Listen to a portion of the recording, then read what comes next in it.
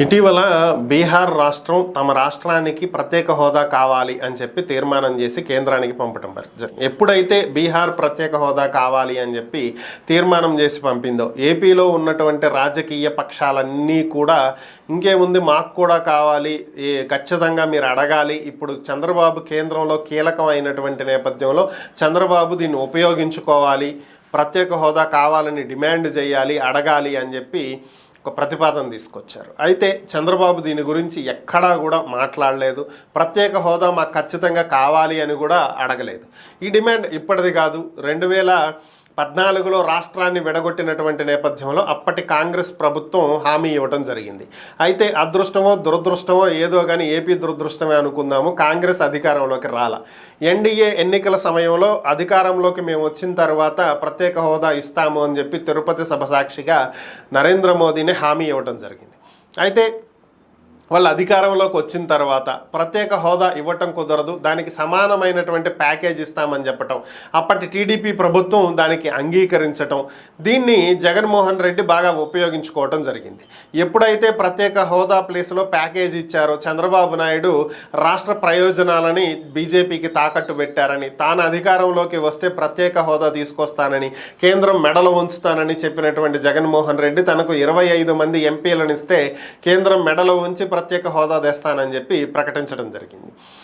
2019 ఎన్నికల్లో ఈ మాటలు నమ్మినటువంటి ఏపీ ప్రజలు ఆయనకు భారీ మెజారిటీని ఇచ్చారు. 151 మంది ఎమ్మెల్యేలు, 22 మంది ఎంపీలను ఇస్తే ఆయన చివరకు మన అవసరం కేంద్రంలో లేదు కాబట్టి మనం ప్రత్యేక హోదాని డిమాండ్ చేసి తీసుకోలేము, మేము అడుగుతూనే ఉంటామని చెప్పారు. ఈ 5 ఏళ్లలో ఎన్నిసార్లు అడిగారో వారికే తెలియాలి. సో సీన్ కట్ చేస్తే పరిస్థితి మారింది, ప్రభుత్వం మారింది, మరలా ఎన్డీఏ ప్రభుత్వం వచ్చింది. ఏపీలో టీడీపీ, బీజేపీ, జనసేన కలిసి అధికారంలోకి వచ్చాయి. మరి ఇప్పుడు పరిస్థితి ఏంట్రా అంటే ఈరోజు అసెంబ్లీ పార్లమెంట్ సమావేశాల్లో ఒక క్లారిటీ వచ్చేసింది.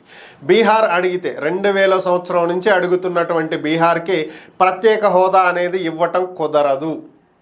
ఏదైతే ఆర్థిక సంఘం ప్రకటించినటువంటి వాటి ప్రకారము, నీతి ఆయోగ్ సిఫార్సుల ప్రకారము చూస్తే రాష్ట్రానికి ఉండాల్సినటువంటి 5 నైసర్గిక స్వరూపాలు లేనటువంటి కారణంగా బీహార్కే కాదు ఇండియాలో ఉన్నటువంటి ఏ రాష్ట్రానికి ఇవ్వటం కుదరదు అని చెప్పి తేల్చి చెప్పేశారు. ఏంటి ఈ 5 నైసర్గిక స్వరూపాలు ఏంటి? ఒక రాష్ట్రానికి ప్రత్యేక హోదా కావాలంటే ఏముండాలి అంటే, మొదటిది రాష్ట్రంలో ఎక్కువ శాతం కొండ ప్రాంతం అయి ఉండాలి. ఇంకా రెండవది ఆదివాసీలు ఎక్కువగా ఉండాలి, అంటే గిరిజనులు ఎక్కువగా ఉన్నటువంటి రాష్ట్రం అయి ఉండాలి. జనసాంద్రత చాలా తక్కువగా ఉండాలి. ఏపీలో 5 కోట్ల మంది జనాభా ఉన్నారు, ఏ కోటి మందో 2 కోట్లు ఇంకా తక్కువగానో ఉంటే అవకాశం ఉండిద్దేమో.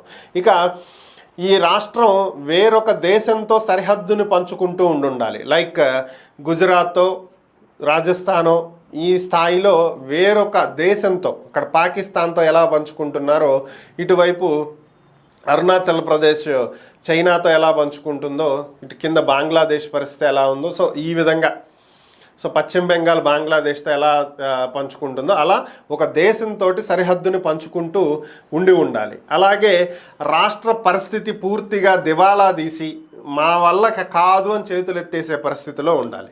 సో ఈ 5 కూడా లేనటువంటి కారణంగా ఏ రాష్ట్రానికి ఇవ్వమని చెప్పి తేల్చి చెప్పేశారు.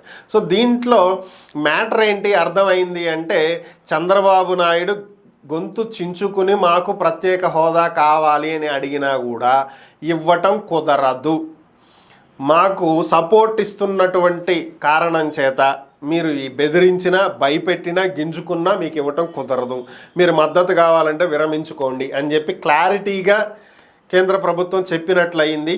సో ఇక ఏపీలో ఎవరు కూడా ప్రత్యేక హోదా ఇస్తాము, ఇవ్వరు, అడగండి, డిమాండ్ చెయ్యండి, మేము తీసుకొస్తాము అని చెప్పి రాజకీయ పార్టీలు రాజకీయంగా వాడుకునేటువంటి అవకాశం కూడా లేకుండా చేశారు. ఓవరాల్గా అది రాదు అనేటువంటి క్లారిటీ చాలా క్లారిటీగా చెప్పారు. సో ఇక నిధుల మీద ఆధారపడి రాష్ట్రాన్ని డెవలప్ చేసుకుని ముందుకు తీసుకెళ్లాలి తప్ప ఏదో వచ్చిద్ది, ఏదో జరిగిద్ది చెప్తారు చూడండి, ఎవరో వస్తారని ఏదో చేస్తారని మోసపోకుండా మన పనులు మనం చేసుకోవాలి అనేది క్లారిటీగా చెప్పినటువంటి పరిస్థితి.